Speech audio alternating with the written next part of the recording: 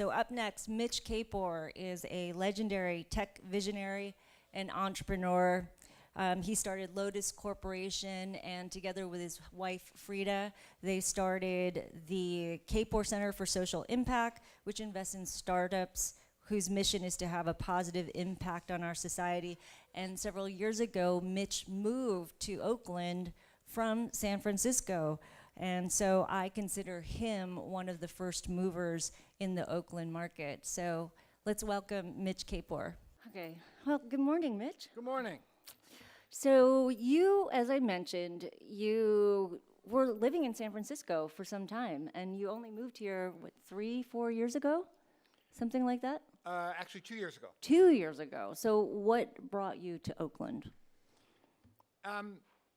Well, if I have one talent that's been useful in tech, it's been seeing around corners, as some people have described it. So I was the guy who was into personal computers in the mid-1970s before anyone took them seriously. And I was proselytizing for the internet in 1989 and 1990 when it was still several years before it became a commercial thing. And it seemed at the time, several years ago, when we first started thinking about it, that the next cutting edge area for tech in the Bay Area was going to be Oakland. And by this time, Frida and I really trust our instincts. Mm-hmm. And as I thought about it more, it just made more and more sense. So when we were building Lotus back in the Paleolithic era of tech in the 1980s, we chose to locate it in East Cambridge, Mass., which similarly was an area full of potential and just potential at the time, but we wanted to be at a place that was going to be growing, that was on public transit, where people could come live, where there would be a new tech community, and that's exactly what happened there. So Oakland's time is coming. In fact, Oakland's time is here. I think, like climate change, it's not something, except in the opposite polarity, of course, it's not some future thing that may happen. That tech is coming to Oakland already, and it's terribly exciting. No, it's exciting, and certainly I've drank the Kool-Aid. I'm a huge Oakland A's fan. I love Jacqueline Square, I love this area and the restaurants. But sometimes I feel a bit myopic, like, okay, well, I'm here, I live in the East Bay, and so of course I love it. And what is it, and there's other people out there, though, that still say, like some of my friends, well, how do I get to Oakland? And they live in San Francisco. And so what are you seeing that they're not seeing?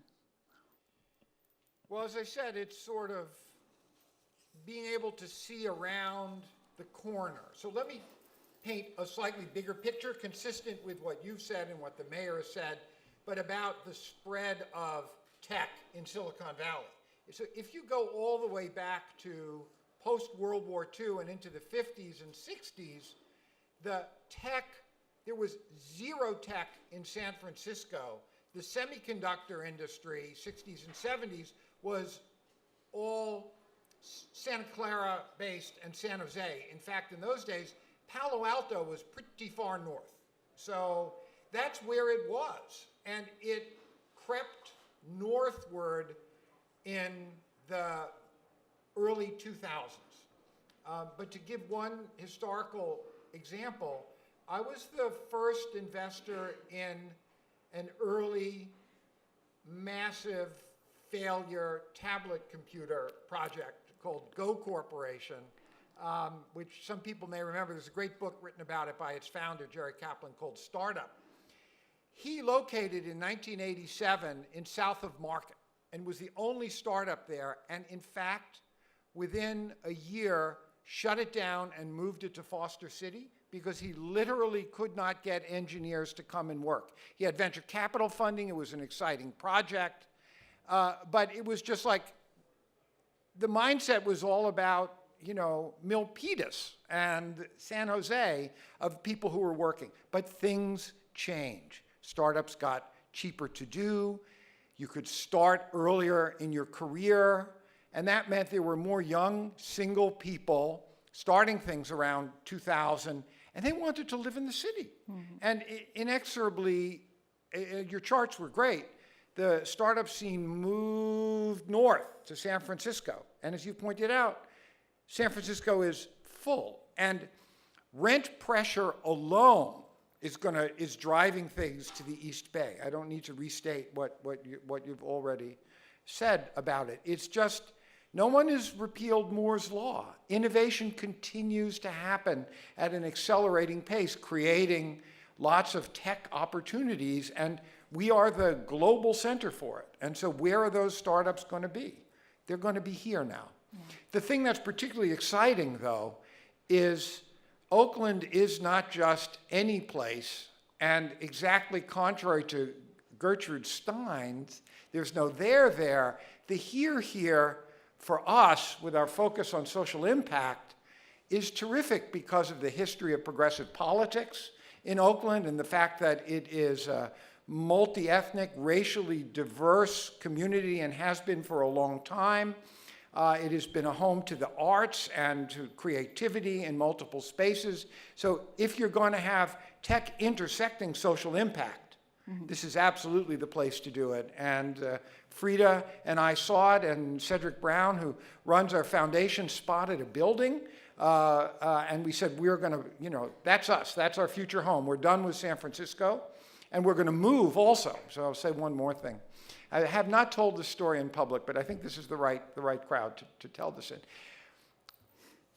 When we first moved to the Bay Area, which was in around 2000, from Boston, I bought a house in Pacific Heights. Now, why did I move to Pacific Heights?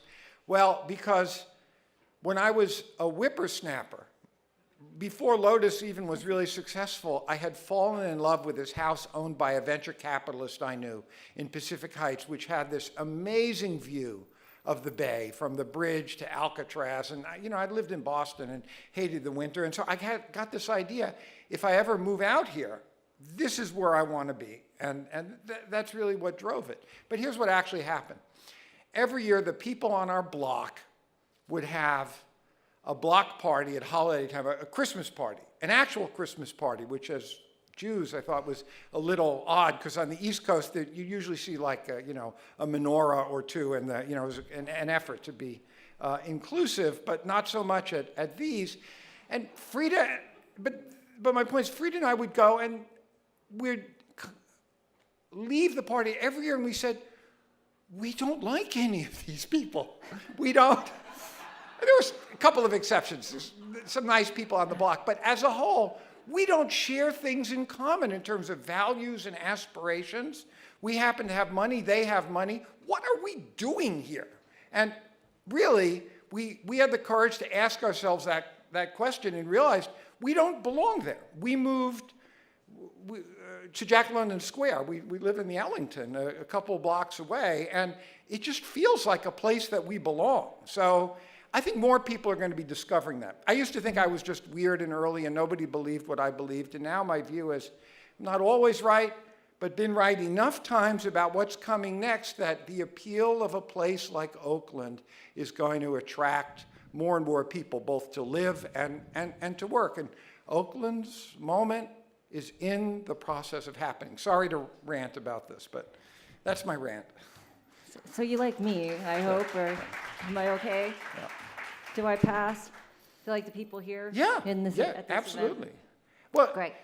Even, in a way, lots of people have lots of issues and problems in Oakland. It's kind of funky, but it's real, which is more than you can say what happens when you get people who have made it in tech and they create walled communities, either with real walls or virtual walls, and only see and interact with people like themselves. It's certainly not good for their kids. It's very artificial, and there's a kind of a denial about it that is unhealthy.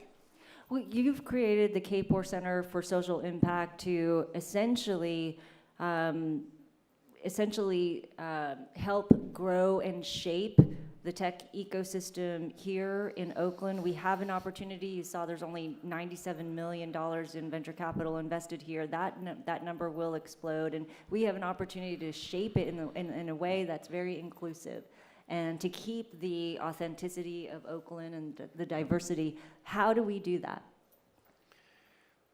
Well, let's talk about the social impact of startups and the startup ecosystem, and recognize that startups are really, businesses in general, but startups, because that's what we're talking about, aren't neutral in their impact. It's either positive or negative. If you look at, is it good for the world? Is it creating value? Or is it just, the 4,000th photo sharing app? I mean, not to dump on photo sharing apps as a category, but at this point, you kind of go, do they really add more value? Our approach to startups, and why we think it's a good match to Oakland, is to talk about it and to fund and work with entrepreneurs that are not only creating economic value, but social value as well. For instance, by closing gaps in access or in opportunity in an area in education or in health or in financial inclusion. And Oakland is a terrific atmosphere and environment for those kinds of startups, given its history and who lives here and what the community is like. And so our hope is that we'll not just see startups in general here, but Oakland will become known as a place for a significant number of social impact startups, which we aim to be one of the principal funders of, but we want it to be a party. We don't want it just to be alone. We would love more investors working along those themes, and we think that will happen. So tell us, there's a lot of entrepreneurs here, I'm sure, a lot of startups who are interested in learning more about your investment philosophy. What are you looking for? What is a startup with a social mission? And maybe name a couple that you've already invested in. Sure. So, and I absolutely want to give a shout out to my wife, Frida Kapor-Klein, who's here Can she in stand the up, audience. Frida? Stand up or wave. So in the back. There she is. Because when I talk about what we're doing, it's really a joint product of the two of us in the, how we have come to this. So an example, let me start with an example and then talk a bit more thematically, of an Oakland-based company we very recently invested in is called Schoolzilla. Schoolzilla is started by a woman, Lindsay Ziegenhagen, who was at the Aspire Charter Schools, which is also Oakland-based. And it is a kind of a data management and analytic dashboard that helps schools, teachers, administrators, and so on, know what's actually going on and how students are performing. And their assessments across the entire range. And this is in underserved areas. Well, so 80% of the students in the schools that are their customers are eligible for free or reduced lunch, which is sort of the measurement. They're explicitly very focused on ensuring that the least advantaged schools have the best tools.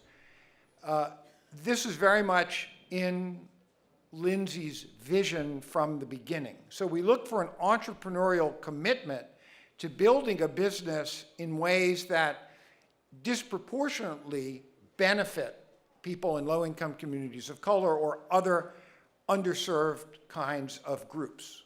And we look for business models that the more it succeeds economically, the more impact it has.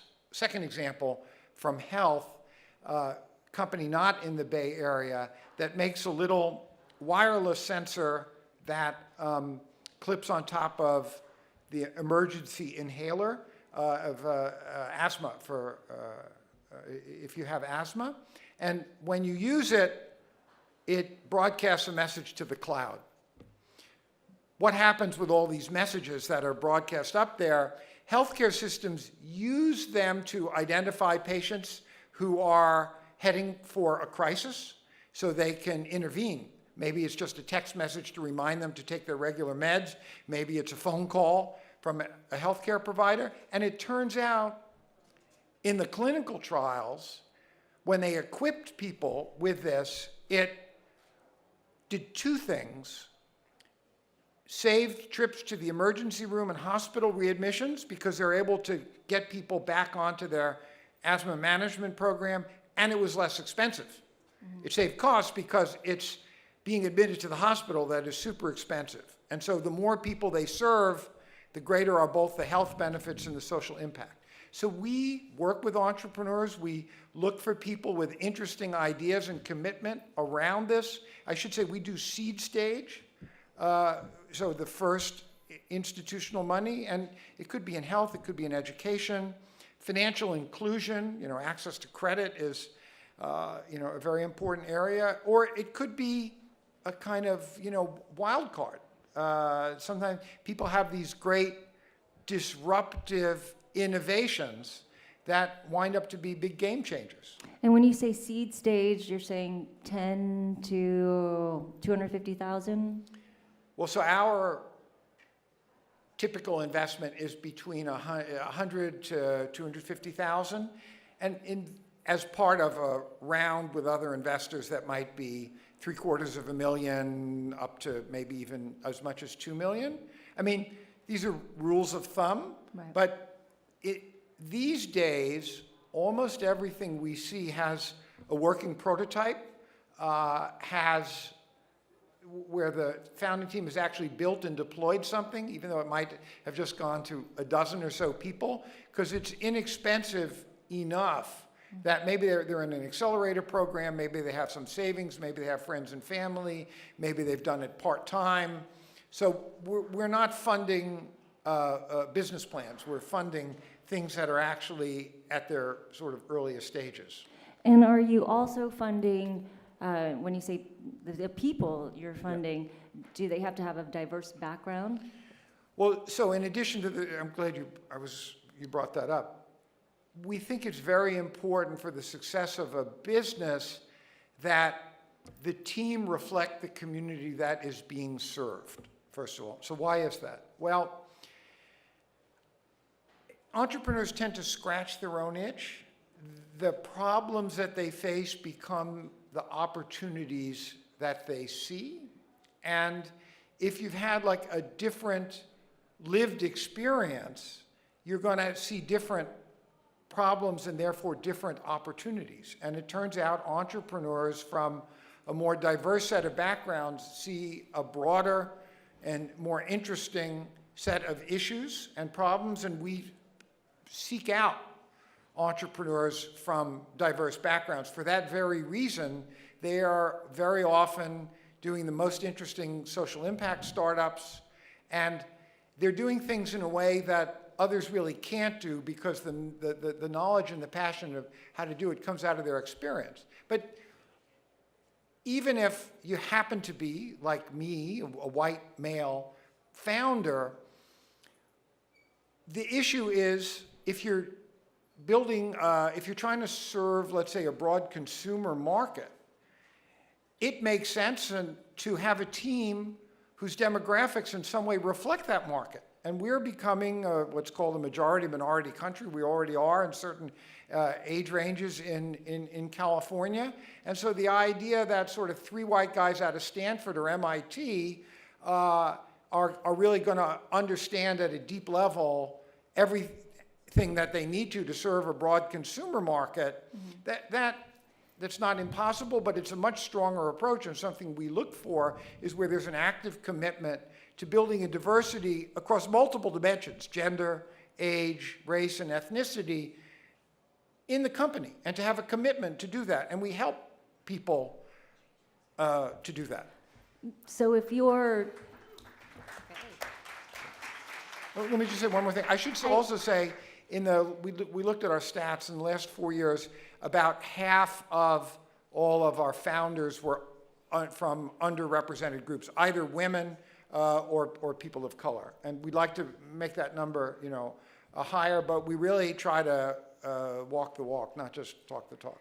So if you're two white gals who have a model about education, but education broadly, should they even talk to you? Oh yeah, absolutely. I mean, Okay. There's a lot of, how to put this? If you haven't lived in this world and you hear this, you go, oh my God, are they going to say the next person you hire has to be a such and such, or you have to have a quota around that? And when I hear people generally don't say that because they're embarrassed to actually say that, but that's what they're thinking. And that's just ignorance. That's not the way it works, and we don't do that. But we do look to say, well, look, you're going to hire 12 people. You're going to hire 3 executives. What are your priorities on? Where are you looking? Where are you recruiting from? What pools are you drawing from? Can you shape your efforts to have a broader and more inclusive talent pool? Can you make it a priority out of these several or many hires to come out in a way that is more balanced and more inclusive? And we work with entrepreneurs who, actually what happens, the best ones are the ones who say, God, I'm so glad you're talking this way. This is really what I want to do, and I'm afraid to talk to other investors about our social impact or the kind of company I want to build because I've been told if I go there, they're not going to fund me. So, we think we actually have a competitive advantage as investors for the people that we want to work with the most. That said, I got to say one more thing. Like screenplays and writing novels, we probably get 100 inquiries for everything we fund. It's very competitive. It's much easier to write a plan than it is to actually launch a successful business. And we have a pretty robust filtering process for identifying things that, where we think we can add value and that have a chance of succeeding. And at the end of the day, we also have some limitations on capacity of not being able to sit down. I can't tell you how many emails I get a week. Do you have 10 or 15 minutes for coffee? So, we try to do our best. We have a team of 5, and we look at all these things seriously, but it's still, it's a difficult process for founders, for sure. Now, you mentioned helping the startup succeed, and one of the ways you can, as a seed stage investor, improve a startup's ability to succeed is to be able to help them attract Series A funding. And we don't have that here in Oakland as much. And how do we, and if you want to create a tech ecosystem, we're going to need to see those later stage Series A investors coming in. How do we attract them to Oakland? So may I disagree with you slightly about No. one thing? Now I don't like you. All right. No. And then answer your question. We haven't found it to be a problem attracting the interest of Series A investors for any of our companies, regardless of where they happen to be. Because if they don't know how to get to Oakland, they can figure it out. In fact, this was actually a big question when we moved here because we didn't know, would we become geographically undesirable? And the answer is no. Investors and Series A investors, they're interested in the ones we deal with, the good ones, quality deals. And it's not a big problem now. That said, I think having more Oakland-based venture investors will be a good thing because geographical proximity still helps a lot. And I think it's going to happen, particularly as the firms see there are more startups here and more startups being formed. They track the trends very carefully. And when the curve starts going up and to the right of the number of startups in the East Bay and in Oakland, the venture investors are going to follow. Absolutely. Well, one of our visions, of course, we've talked about this before, and I mentioned it in the slides, is that we'd love to see Jack London Square become SoMa and see SoMa-like growth. And we actually do believe that a ballpark here on the waterfront would be a huge catalyst So huge catalyst for this area. What do you think of a ballpark on the waterfront? And do you think that we should all be united and really support that and stand for that? Well, the experience in San Francisco and in other cities, I mean, it absolutely demonstrates that the right kind of ballpark in the right place can be an enormous catalyst. And for that reason, I think it's a good thing to support. The question is, how many eggs do we put in that basket? Questions, and is it absolutely necessary? So I'm supportive of that, but I don't think it's necessary. It's going to happen for sure. I'm sure we're going to see again, a tech if you look at San Francisco carefully and what happened in Soma, tech actually spread south of Market from two original sites. One is the whole sort of King Street, Townsend, which was, ballpark driven, but the other is tech crossed Market Street and, from the north and Mission, and so down in Howard and Folsom, for the entire length of that, there's a huge amount of tech, which is actually not the immediate ballpark of the ballpark, but it happened because people were looking for space and wanted to be in the city, and there was a lot of affordable space. That's where we were for 10 years. And so when tech's time is here, it's here. I would love for there to be, as a baseball fan, a modern park in Oakland for the A's. Nothing would make me happier. It would make me very happy.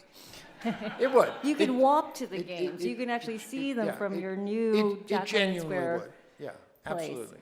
We have 4 minutes left, so I want to open up the floor to any questions, because I'm sure there's many people here who want to ask Mitch some questions. Does anybody have a question for Mitch? If not, I have many more questions. I do have to, so prepare your questions. I do have to ask you, Mitch. Mitch and his group, the Kapor Center, will be holding an 80-minute session upstairs tomorrow, May 7th. And it's all going to be a discussion on how to build a tech hub in a good way, in an inclusive way. So I want to ask Mitch about what's been happening around, if many of you have probably read in the papers about sort of this tech backlash in San Francisco, and some rumblings about it here in Oakland, and some people complaining that they don't really want that many tech jobs here. And it seems to be unproductive, but at the same time, they have some good things to say. So, what are your thoughts on all this negativity around tech and startups and progress? So, one of the activities the Kapor Center and its affiliate organizations have been doing are hackathons for kids. We had one in Oakland. Weekend-long events, all for African American and Latino youth. Amazing, inspiring. They design and build apps for mobile, and we are doing more of them, and some piloting of programs with OUSD. As part of doing that, we actively recruited engineers from our portfolio companies to come and serve as mentors and have them train them to be mentors and engage with the kids. And it was a mutually enlightening experience and valuable on all sides. And Twilio, which is an SF-based company, I think sent 17 engineers. Mm-hmm. So examples of engagement and community engagement. I mean, one of the things that bothers me the most are these anonymous Google buses, these white buses that sort of, I mean, if I had any input into Google PR, I would say, first of all, label them Google so you don't look like you're sneaking around, and do something to have more engagement with people. Don't be your sort of private, secret, mysterious what goes on inside that thing. And speaking more broadly, our approach is to engage and be part of the community, and to recognize that as tech comes, it's not some island unto itself. To learn about Oakland, to meet people, to find ways, not just to, certainly to shop locally and live locally, but volunteer, engage, find something in this community that, you know, is meaningful. And if the spirit of tech coming is not of gentrification, which is displacement, but respectful new settlers and new arrivals, to the extent we're able to do that, the whole tone is going to shift. Because I think the stuff we're seeing in San Francisco now didn't come out of nowhere. Mm-hmm. It's come out of a kind of a history of not dealing with it, and people, you know, are angry about it, and they should be angry about it. So, but we have a chance to do it differently here. It's still early enough, and there are enough people, I think, with the right point of view on it that, and then not that there won't be issues or problems, but the spirit will be a different one. Well, I think we have our marching orders. We know we're going to take your lead, and thank you for setting a great tone for this event and for